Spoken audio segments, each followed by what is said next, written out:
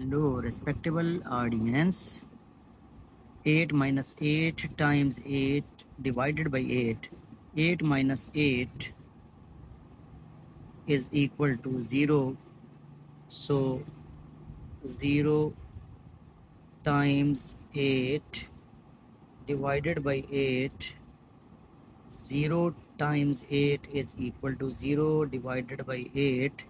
And 0 by any number is equal to 0 will be our answer, but remember that it is incorrect.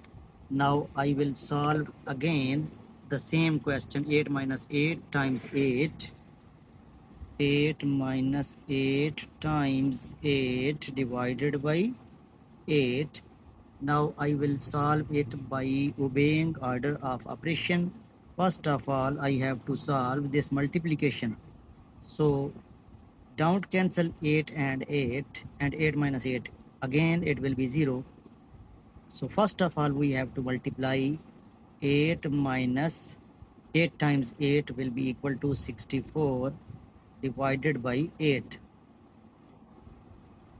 So it will be minus 56 divided by 8, which is simple minus 7. Hence minus 7 will be our answer instead of 0. Thank you for watching and subscribing my YouTube video.